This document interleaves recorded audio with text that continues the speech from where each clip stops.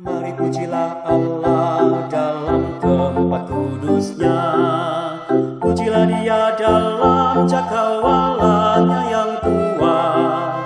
Pujilah Tuhan sebab Dia Allah perkasa, pujilah sesuai kebesarannya.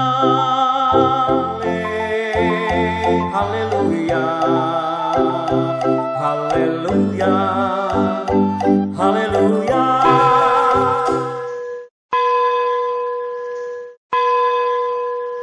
Selamat hari Minggu jemaat yang dikasihi Tuhan. Marilah kita mempersiapkan hati untuk beribadah pada hari Minggu ini. Mari dengan berdiri kita menyanyikan Kidung Jemaat 18. Allah hadir bagi kita.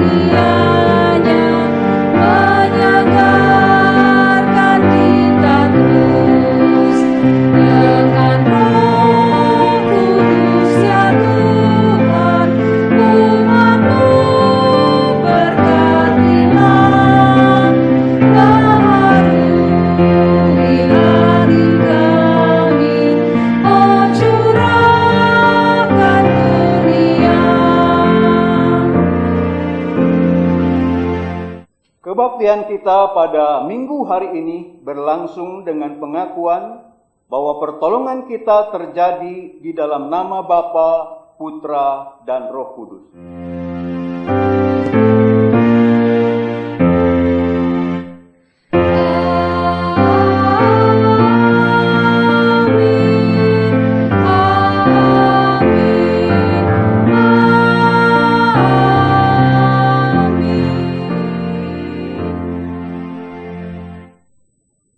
Kasih karunia dan damai sejahtera Allah Bapa kita dan dari Tuhan Yesus Kristus turun atasmu. Dan atasmu juga. Umat dipersilakan untuk duduk.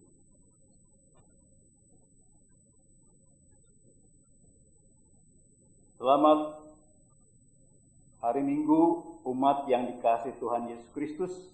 Selamat bertemu kembali di dalam ibadah online kita. Tema kita pada minggu hari ini adalah menyambut dan bukan disambut. Melalui tema ini kita belajar untuk memiliki sikap empati pada orang-orang yang tersisih, terbuang, hina, yang dianggap kecil oleh masyarakat. Inilah kehidupan kasih yang Tuhan ajarkan. Janganlah mencari popularitas, gengsi, menjadi pusat perhatian, karena itu bukan arti sebagai pengikut Tuhan. Firman Tuhan yang mendasari tema kita pada minggu ini diambil dari Injil Markus pasal 9 ayat 37. Demikian sabda Tuhan. Barang siapa menyambut seorang anak seperti ini dalam namaku, ia menyambut aku, dan barang siapa menyambut aku, bukan aku yang disambutnya, tetapi Dia yang mengutus aku.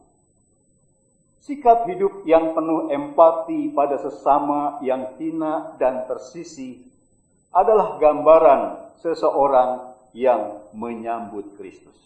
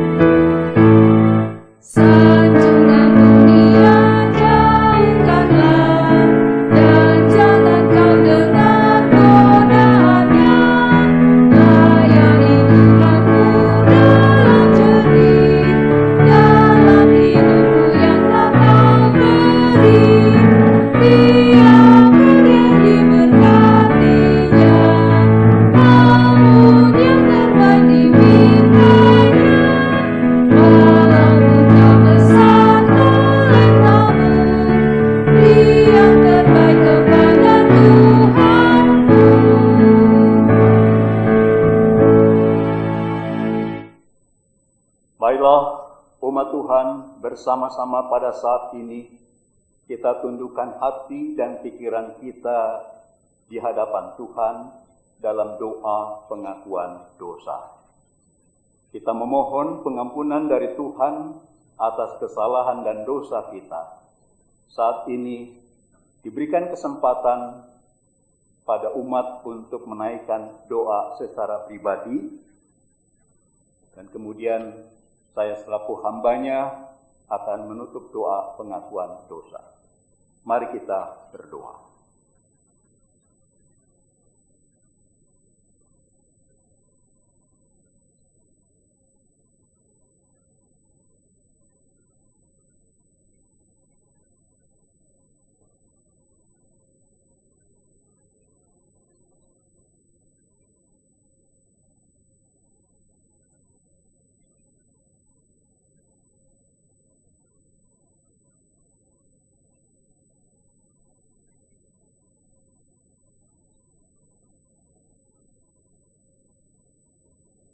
Ya Bapa, inilah kami umat-Mu yang tidak luput dari salah dan dosa.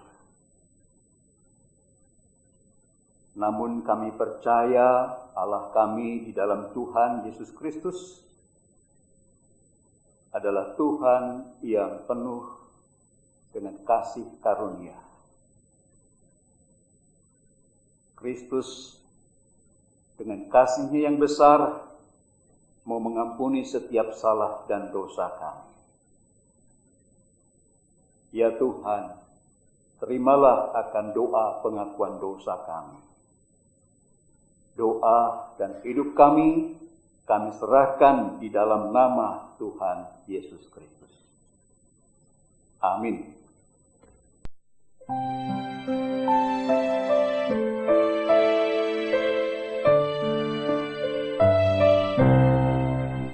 Aku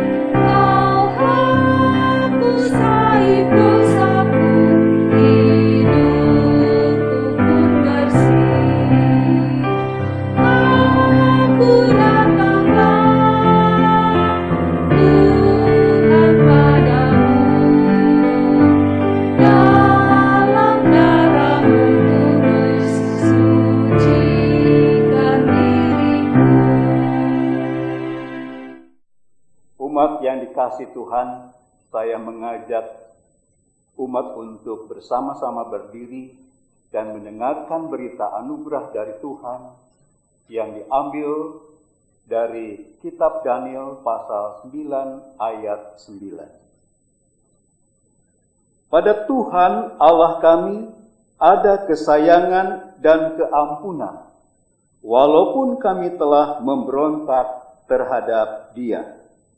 Demikianlah berita anugerah dari Tuhan. Syukur kepada Allah.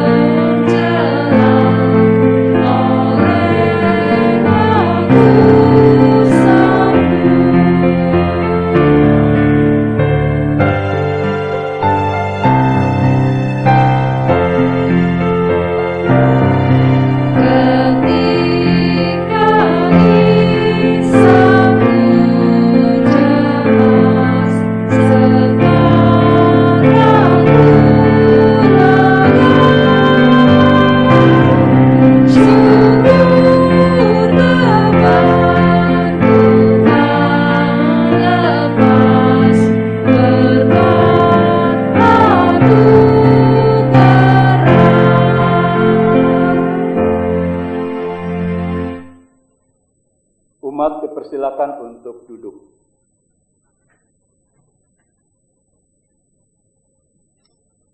Baiklah umat Tuhan, sebelum kita membaca dan mendengarkan firman Tuhan, kita berdoa memohon pimpinan dan bimbingan dari kuasa Roh Kudus agar firman Tuhan terbuka bagi kita. Mari umat kita berdoa.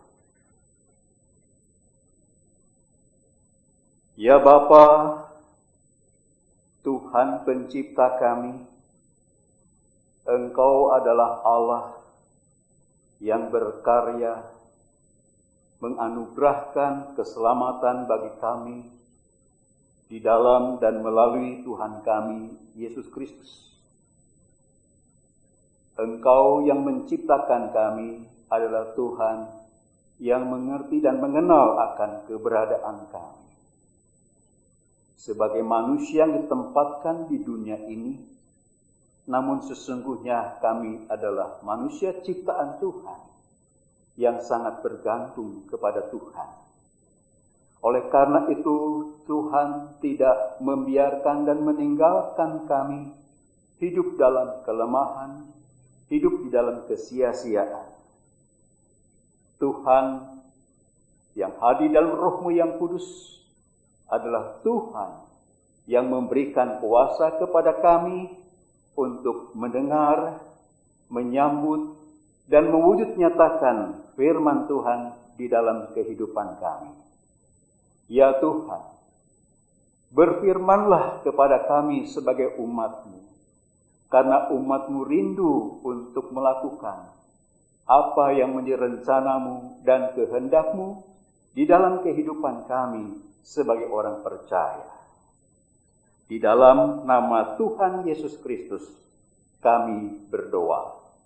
Amin. Umat dipersilakan untuk berdiri.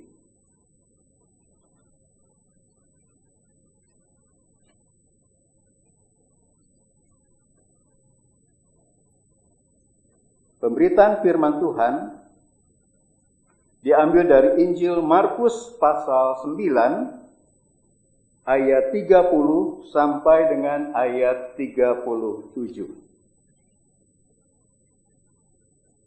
Demikian firman Tuhan.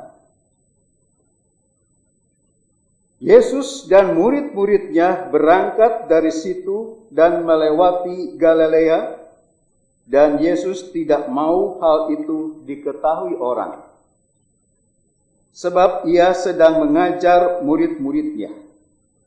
Ia berkata kepada mereka, Anak manusia akan diserahkan ke dalam tangan manusia, dan mereka akan membunuh dia. Dan 3 hari sesudah ia dibunuh, ia akan bangkit. Mereka tidak mengerti perkataan itu, namun segan menanyakan kepadanya. Kemudian tibalah Yesus dan murid-muridnya di Kapernaum. Ketika Yesus sudah di rumah, ia bertanya kepada murid-muridnya, "Apa yang kamu perbincangkan tadi di tengah jalan?" Tetapi mereka diam, sebab di tengah jalan tadi mereka mempertengkarkan siapa yang terbesar di antara mereka. Lalu Yesus duduk dan memanggil ke-12 murid itu. Katanya kepada mereka, "Jika seorang ingin menjadi yang terakhir dari semuanya dan pelayanan dari semuanya." Saya ulang demikian. Lalu Yesus duduk dan memanggil ke-12 muridnya itu, katanya kepada mereka, "Jika seorang ingin menjadi yang terdahulu, hendaklah ia menjadi yang terakhir dari semuanya dan pelayanan dari semuanya." Maka Yesus mengambil seorang anak kecil dan menempatkannya di tengah-tengah mereka. Kemudian ia memeluk anak itu dan berkata kepada mereka, "Barang siapa menyambut seorang anak seperti ini dalam namaku, ia menyambut aku. Dan barang siapa menyambut aku, bukan aku yang disambutnya, tetapi dia yang mengutus aku." Demikianlah Injil Yesus Kristus. Berbahagialah mereka yang mendengarkan firman Allah dan memeliharanya. Haleluya.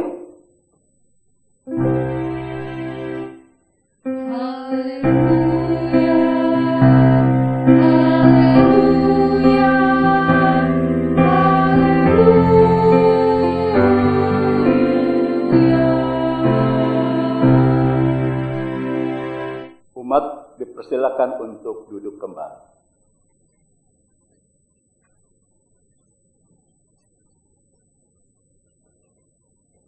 Umat yang dikasihi Tuhan Yesus Kristus, keberadaan kita sebagai pengikut Yesus, sebenarnya kita sedang berjalan bersama Yesus di sepanjang kehidupan ini.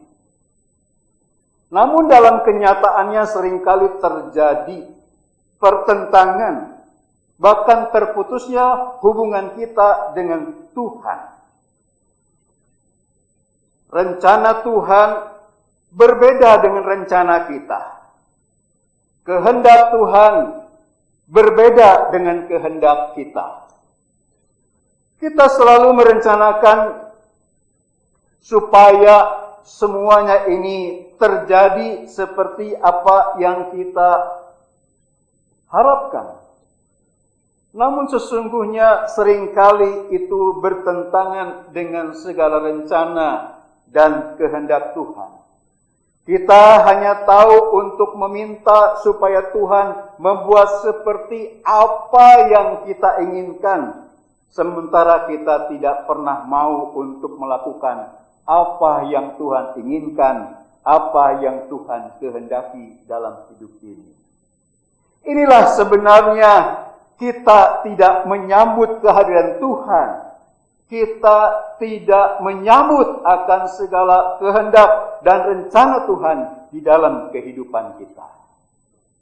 Terserah melalui bagian bacaan kita Markus pasal 9 ayat 30 sampai dengan ayat 37. Kita menyaksikan para murid selama ini yang berjalan dan hidup bersama dengan Yesus.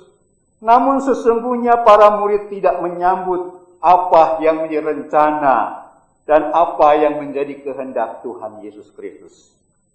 Sungguh sangat ironis, sementara Yesus dengan penuh pilu mulai berbicarakan tentang penderitaannya, tentang perjalanannya yang menuju Yerusalem. Namun para murid Saat itu ia memperguncingkan siapa yang terbesar, siapa yang terhormat di antara mereka. Dari apa yang dikatakan Tuhan Yesus dengan apa yang diperbincangkan para murid jelas sangat bertentangan. Yesus sedang berbicara tentang penderitaan dan pengorbanannya untuk keselamatan umat manusia. Yesus mau menyerahkan hidupnya tidak lain adalah untuk orang-orang yang dikasihinya, yaitu orang-orang yang berdosa. Namun begitu banyak murid-murid yang justru tidak menyambutnya, tidak menerimanya, kehadiran, pekerjaan, dan karyanya di dalam kehidupan ini.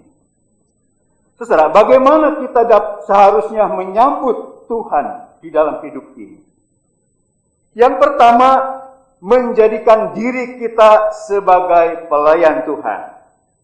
Sebagaimana didasari di dalam Injil Markus pasal 9 ayat 35 yang saya baca ulang demikian. Lalu Yesus duduk dan memanggil ke-12 murid itu. Katanya kepada mereka, jika seorang ingin menjadi yang terdahulu, hendaklah ia menjadi yang terakhir dari semuanya dan pelayanan dari semuanya. Saudara, ada suatu tradisi adat istiadat dalam kehidupan masyarakat Yahudi bahwa setiap keluarga harus menentukan adanya salah seorang hamba atau pelayan untuk menyambut setiap para tamu yang datang. Dan yang dilakukan tidak lain, setiap para tamu datang, seorang pelayan itu harus membasuh kaki mereka. Perbuatan ini adalah perbuatan yang kecil, perbuatan ini adalah perbuatan yang hina. Oleh karena itu kita mempertanyakan, pantaskah Yesus yang adalah Raja, Yesus yang adalah Tuhan melakukan seperti seorang pelayan? Bukankah seorang Raja, seorang Tuhan, ia duduk di dalam keagungan, duduk di dalam kemuliaan, dan ia memerintahkan para hamba-hambanya? Adalah mustahil bagi seorang raja sebagai orang tuan jika ia melakukan pekerjaan seorang pelayan yang tidak layak adanya. Tetapi sesungguhnya Yesus melakukan hal itu. Yesus justru ia mau membasuh kaki para muridnya. Yesus mau menempatkan dirinya sebagai hamba, sebagai pelayan. Yang disaksikan dalam Yohanes pasal 13 ayat 4 sampai dengan ayat 5. Lalu Yesus bangun dan menanggalkan jubahnya. Ia mengambil sehelai kain lenan dan mengikatkannya pada pinggangnya. Kemudian ia menuangkan air ke dalam sebuah basi dan mulai membasuh kaki murid-muridnya, lalu menyeka dengan kain lenan terikat pada pinggangnya. Dalam hal inilah Yesus memberikan suatu keteladanan. Walaupun ia adalah Tuhan yang mulia, namun ia mau merendahkan sebagai hamba, mau mengosongkan diri dan menjadi seperti manusia. Filipi pasal 2 ayat 5 sampai dengan ayat 11. Saudaraku yang terkasih, seorang suami, ia menceritakan kepada istrinya yang dikasihinya, ketika aku menengok mertuaku, yaitu ibumu dan ibuku, yang terbaring sakit di tempat tidur, aku mulai menanyakan, apa yang ingin ibu untuk aku lakukan? Lalu ibu mertua itu memintanya, bagaimana kalau engkau membersihkan muka, tangan, dan badan serta kakiku? Ia terdiam sejenak, termenung. Pekerjaan ini bukanlah pekerjaan yang hina, bukan. Dan aku sangat tidak suka. Tetapi ketika ia mulai melakukan, saat itu ia melihat, karena ia teringat akan kisah Yesus yang membasuh kaki para murid. Saat itu pun ia melihat ibunya seperti Yesus. Karena itulah ia melakukannya dengan sepenuh hati. Ia lakukannya dengan penuh kasih sayang. Saudara-saudaraku yang terkasih dalam Tuhan Yesus Kristus, kita sebagai manusia selalu ingin menempatkan pada kedudukan yang tertinggi, pada kedudukan yang terpandang, pada kedudukan yang terhormat. Oleh karena itu sifat yang ada pada manusia salah satunya adalah tidak lain ingin lebih dari yang lain. Lebih berhasil, lebih kaya, lebih sukses, lebih dihormati, lebih dihargai. Dan keberadaan inilah sehingga siapapun manusia itu, ia selalu menempatkan dirinya dengan yang lainnya sebagai suatu persaingan, bahkan sebagai suatu lawan yang harus disingkirkan. Sementara Yesus bersabda, kasihlah sesama manusia seperti dirimu sendiri. Dan di dalam bagian bacaan kita Markus pasal 9 ayat 35, dengan jelas Yesus menasehati para murid saat itu. Hendaklah mereka menempatkan diri sebagai seorang pelayan Tuhan. Sebagaimana Tuhan mengasihi akan umatnya, maka para murid juga harus mengasihi setiap umat, setiap manusia yang dikasihinya. Artinya harus menerima keberadaan manusia, terutama keberadaan manusia yang hina, keberadaan manusia yang tersingkir, keberadaan manusia yang miskin, keberadaan manusia yang terbuang, keberadaan manusia yang dinilai dan dicap sebagai manusia yang tidak layak untuk hidup. Saudara-saudaraku yang terkasih, dengan demikian jelaslah Yesus menginginkan kita untuk menempatkan diri kita sebagai pelayan Tuhan, sebagaimana Yesus juga menempatkan dirinya sebagai seorang pelayan. Dan ketika kita menempatkan diri sebagai seorang pelayan, maka sesungguhnya bukanlah hal yang hina, melainkan itu adalah hal yang mulia. Sebab apapun yang kita lakukan untuk orang-orang yang terhina, untuk orang-orang yang tersingkir, untuk orang-orang yang terbuang, sebenarnya kita telah melakukannya untuk Tuhan. Sebagaimana Yesus katakan di dalam Matius pasal 25 ayat 40, sesungguhnya segala sesuatu yang kamu lakukan untuk salah seorang dari saudaraku yang paling hina ini, kamu telah melakukannya untuk aku. Inilah yang disebut dengan pelayan Tuhan. Pelayan yang dapat memberikan mereka yang lapar. Pelayan yang dapat memberikan kasihnya kepada orang-orang yang membutuhkan pertolongan. Pelayan-pelayan yang mau menerima siapapun juga, terutama orang-orang yang telah tersingkir, terbuang, dan terhina. Saudara, maka jelaslah bagi setiap kita yang mau mengabdikan diri sebagai pelayan Tuhan, maka tentu saja kita harus melakukan seperti yang diteladani oleh Yesus Kristus. Kita tidak memandang orang, tetapi kita harus menerima orang. Kita tidak mau supaya diri kita disambut, tetapi justru kita mau menyambut siapa saja dalam keperbedaan kita, dalam segala sesuatu yang tidak terpandang. Pendek kata, mereka yang kecil, mereka yang sederhana, mereka yang hina, mereka yang tidak berdaya, mereka yang dibuang, mereka yang sakit, mereka yang terluka, itu adalah orang-orang yang ada di sekeliling kita, orang-orang yang kita lihat di dalam keseharian kita. Apakah kita tetap mau menempatkan diri kita dan menjadikan diri kita sebagai pelayan Tuhan, memberikan yang terbaik, memberikan kasih kita, memberikan apa yang ada pada kita untuk menolong orang lain, sebagaimana kita melakukan itu tidak lain adalah untuk Tuhan.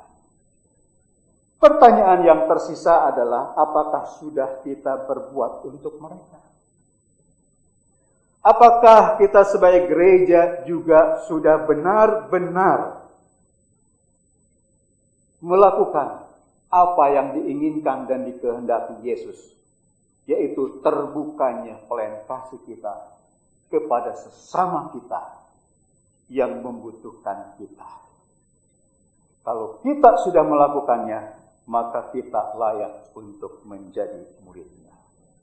Hal yang kedua, menyambut Tuhan sebagai pusat kehidupan kita, dilandaskan pada Injil Markus pasal 9 ayat 36 sampai dengan ayat 37. Saya akan baca ulang demikian.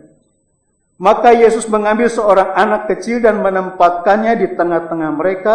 Kemudian ia memeluk anak itu dan berkata kepada mereka, barang siapa menyambut seorang anak seperti ini dalam namaku, ia menyambut aku.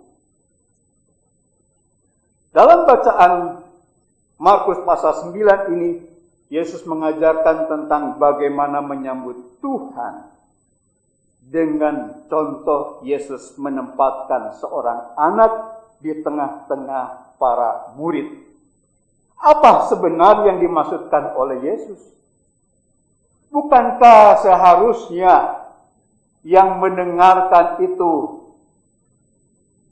bukan anak-anak, tetapi yang mendengarkan itu adalah orang tua?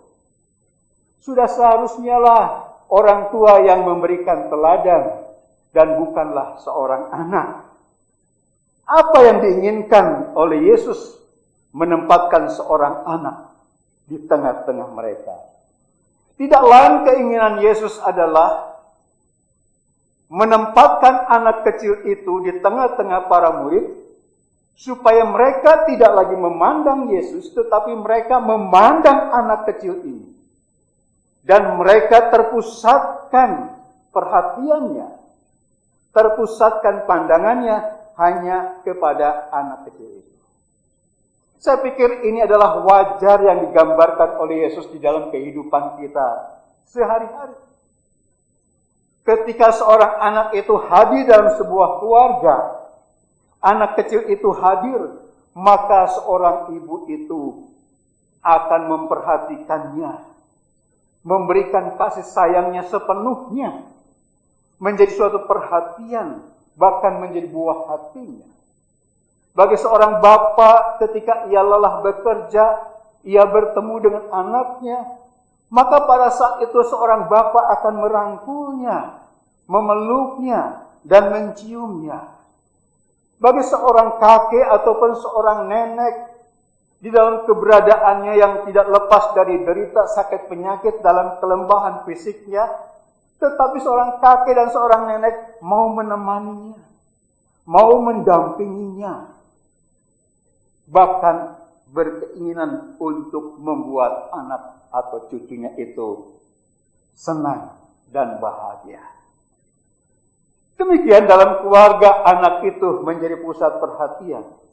Nah, ketika Yesus berbicara seperti anak yang ditempatkan di tengah-tengah, maka Yesus menginginkan bahwa yang menjadi pusat di dalam kehidupan ini, para murid bukanlah dirinya, dan bukanlah orang lain, dan bukanlah dunia ini, Tetapi yang menjadi pusat kehidupan para murid itu adalah Yesus yang hadir. Yesus yang bersama-sama dengan mereka. Dengan demikian sesungguhnya mereka yang menerima kehadiran Yesus, menerima apa yang dikatakan oleh Yesus, menerima apa yang dikehendaki Yesus, mereka itu telah menyambut Yesus. Saudara, kita dapat membayangkan kalau kehidupan kita ini seperti bola tar. Kalau kita ada tengah keluarga, pasti bola tar itu tidak diberikan langsung kepada seorang, tetapi kita potong. Kita bagi sesuai dengan kebutuhan yang ada. Nah, demikian pun kehidupan saudara dan saya, sesungguhnya kehidupan kita ini terpotong-potong. Terpotong-potong waktu kita, hidup kita untuk bekerja. Terpotong-potong waktu kita untuk keluarga kita. Terpotong-potong untuk pendidikan.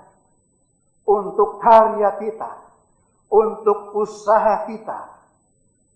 Dengan demikian kehidupan kita ini sesungguhnya siapapun kita terpotong-potong.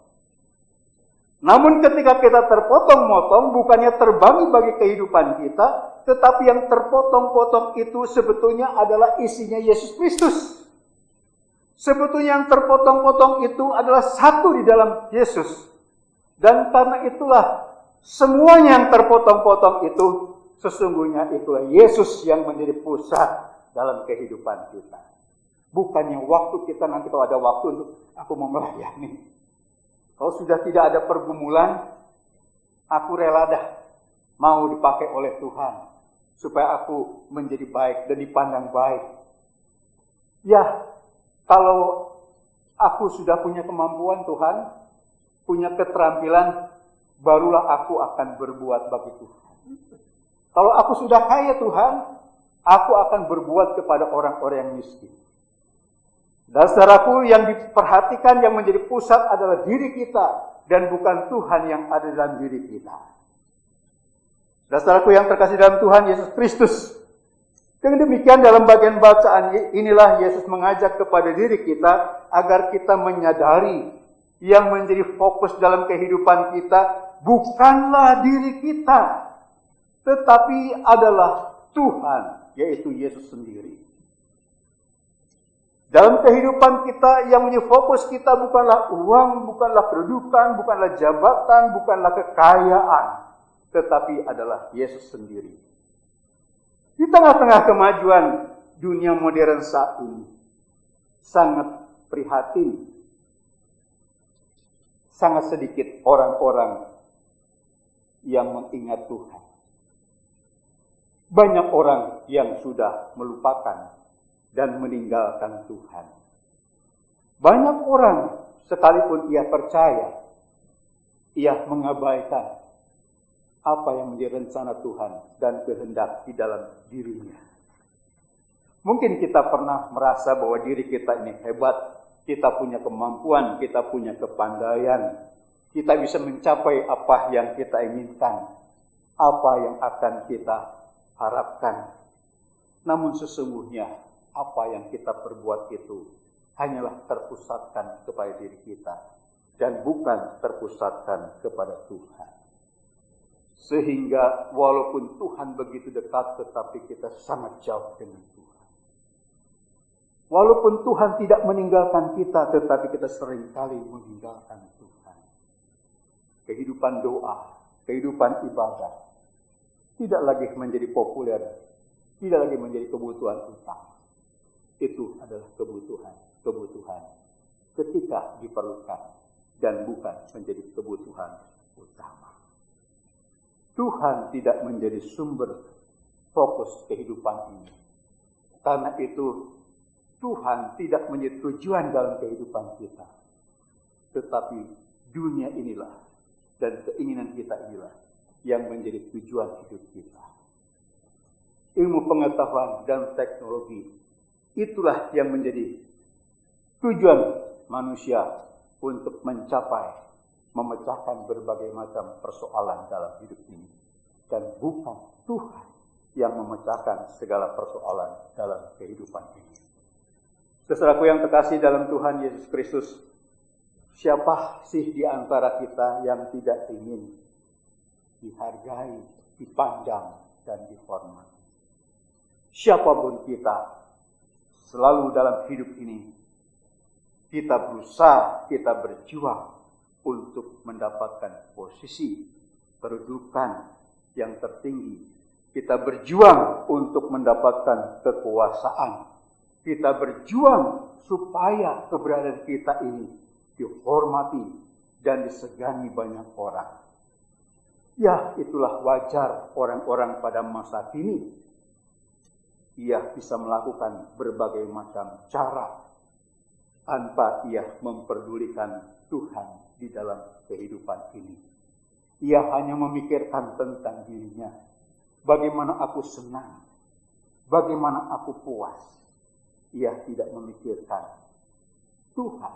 Ia tidak memikirkan lagi sesamanya.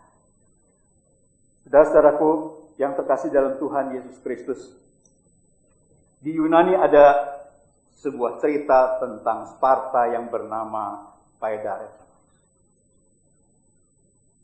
Paidaretos ini, ia mencalonkan diri supaya ia dapat dipilih dari 300 yang dipersiapkan oleh pemerintah untuk ada di medan peperangan.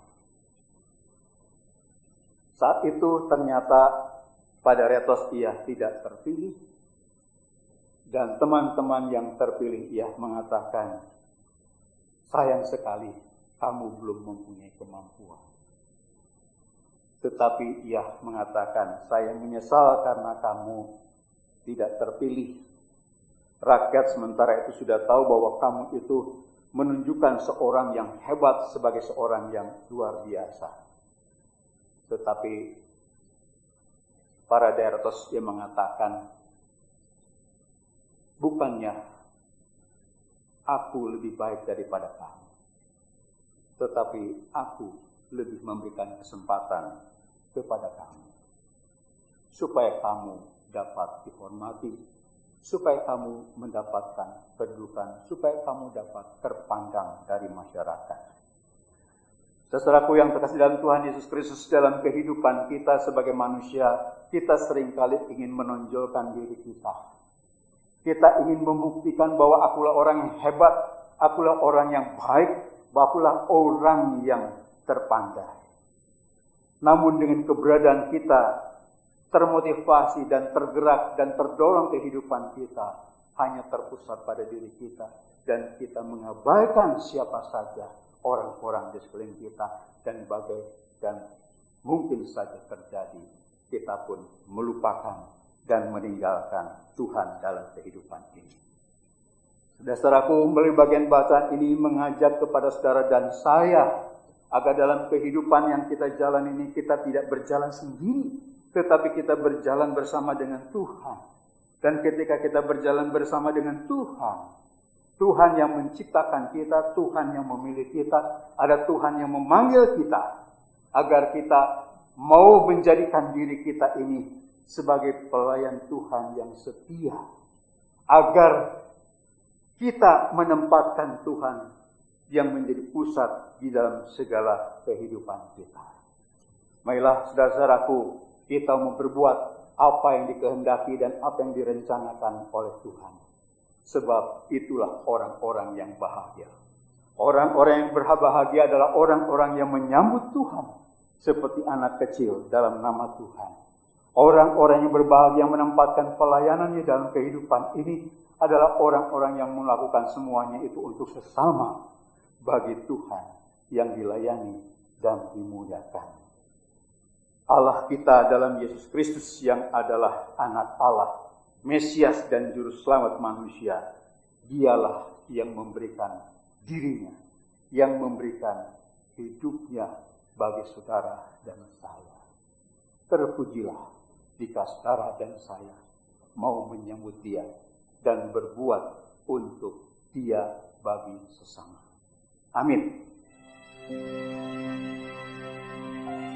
Marilah kita bersama berdiri dan mengakui pengakuan iman kita seturut dengan pengakuan iman rasuli yang berbunyi, Aku percaya kepada Allah Bapa yang Maha Kuasa, Khalik langit dan bumi, dan pada Yesus Kristus, Anaknya yang tunggal Tuhan kita, yang dikandung dari Roh Kudus, lahir dari anak darah Maria, yang menderita sengsara di bawah pemerintahan Pontius Pilatus, disalibkan, mati dan dikuburkan, turun dalam keadaan maut. Pada hari yang ketiga bangkit pula dari antara orang mati, naik ke surga, duduk di sebelah kanan Allah Bapa yang Maha Kuasa. Dan dari sana ia akan datang untuk menghakimi orang yang hidup dan yang mati. Aku percaya kepada Roh Kudus, gereja yang kudus dan am, persekutuan orang kudus, pengampunan dosa, kebangkitan orang mati, dan hidup yang kekal. Amin. Umat dipersilahkan duduk kembali. Ayolah umat Tuhan, kita bersatu hati untuk menaikkan doa syafaat kita.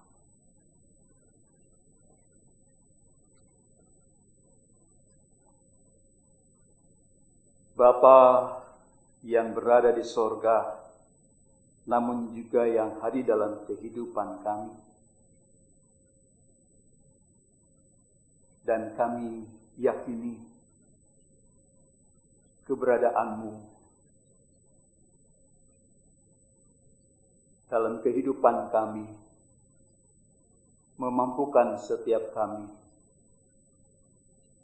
untuk terpusatkan pandangan kami kepadamu. Dan dengan itulah ya Bapa, kami mampu untuk menentukan relasi yang baik dengan sesama kami, memampukan kami untuk berbuat yang baik, berbuat yang benar, berbuat yang mendatangkan kebaikan, berbuat yang mendatangkan kebahagiaan, kedamaian, dan keselamatan bagi banyak orang.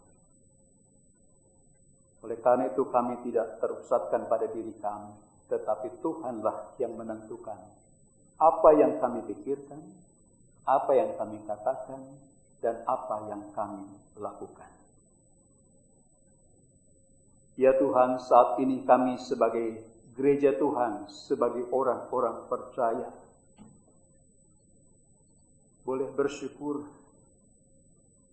karena setiap kami sebagai umat-Mu yang Kau kasihi, Tuhan selalu menempatkan kami sebagai murid-murid Kristus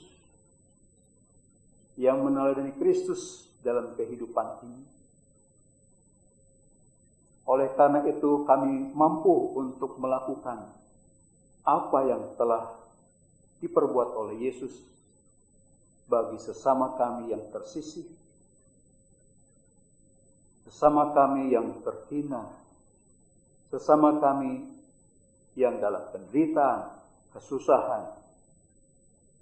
Tuhan pakai setiap kami menjadi pelayan Tuhan yang memperhatikan mereka di tengah-tengah kesendirian, yang memberikan pengharapan di tengah-tengah keputusasaan, yang memberikan kesukacitaan di tengah-tengah kesedihan dan derita, yang membawa kebahagiaan dan kedamaian di tengah-tengah keberadaan mereka yang tersisih dan tersingkir dan terhina. Dan kami bersyukur ya Bapa, kami boleh berbuat, dan apa yang kami perbuat sebagai gereja Tuhan tidak lain adalah kami berbuat seperti yang Tuhan kehendaki, seperti yang dilakukan Yesus dengan kasih-Nya yang besar. Bapa, kami percaya bahwa gereja-gereja Tuhan di mana-mana tempat saat ini tetap memberitakan dan menyatakan kasih dan kuasa Tuhan melalui pemberitaan firman Tuhan, pelayanan kasih, baik secara online maupun offline. Dan kami percaya Tuhan, umat Tuhan akan dimampukan oleh Tuhan untuk hidup semakin berarti, semakin berharga di mata Tuhan. Sebab kami, umat-Mu, dapat melakukan apa yang besar, apa yang berkenan di mata Tuhan. Bapa, kami berdoa untuk pemerintah bangsa dan negara kami. Dampak dari pandemi inilah kehidupan masyarakat mengalami kesulitan dalam perekonomian, dalam membangun kesejahteraan. Karena di berbagai macam tempat lapangan pekerjaan semakin sedikit dan terbatas. Dan bahkan banyak usaha-usaha yang harus ditinggalkan karena kerugian yang besar. Demikian juga Tuhan, pada saat ini begitu banyak orang-orang yang tersingkir dari dalam kemiskinan dan kesusahan. Tuhan tidak membiarkan mereka.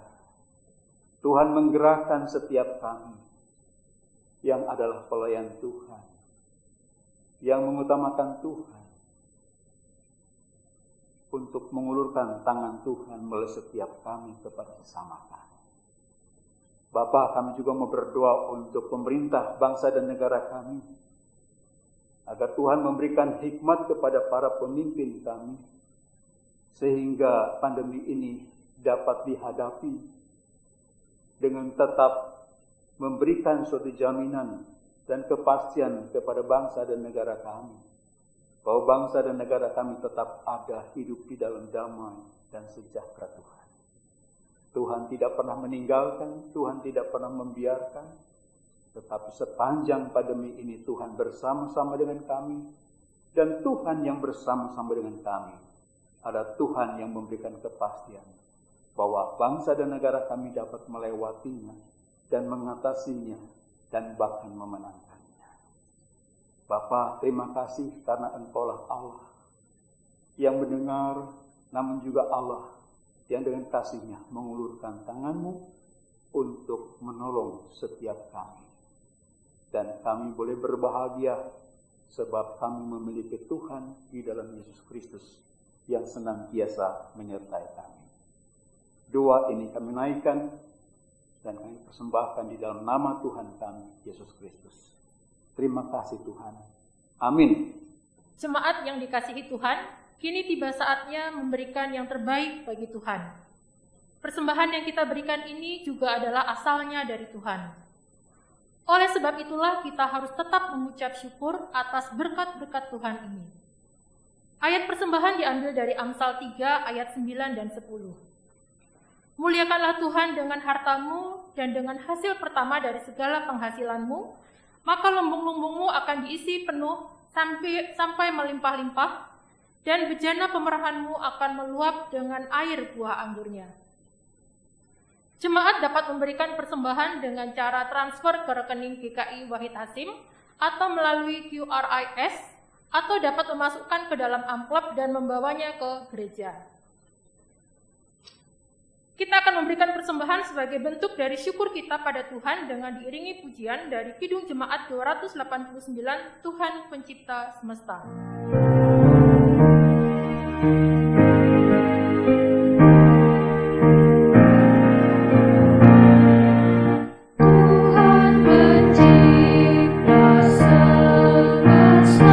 Yang kau beri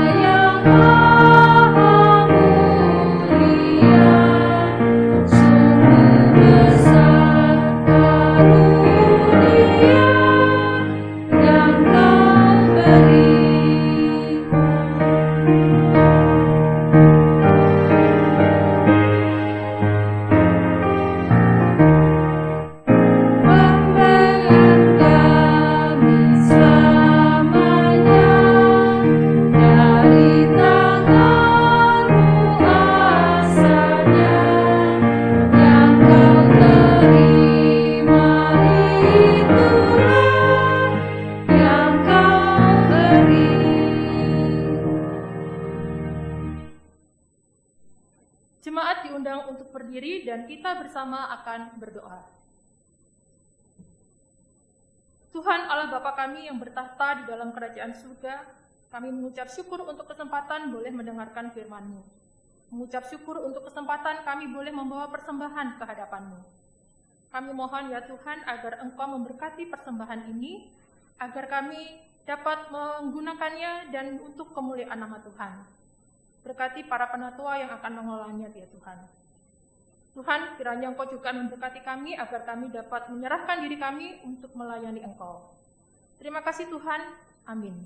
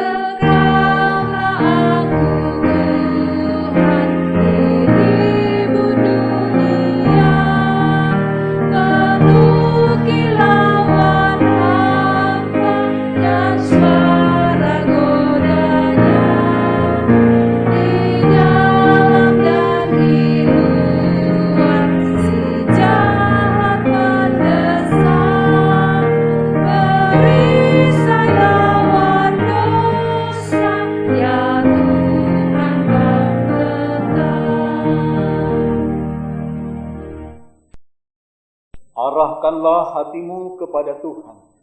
Kami mengarahkan hati kami kepada Tuhan. Jadilah saksi Kristus. Syukur kepada Allah, Terpujilah Tuhan. kini dan selamanya. Tuhan memberkati engkau dan melindungi engkau. Tuhan menyertai engkau dengan wajah-Nya dan memberi engkau kasih karunia. Tuhan menghadapkan wajah-Nya kepadamu dan memberikan engkau damai sejahtera.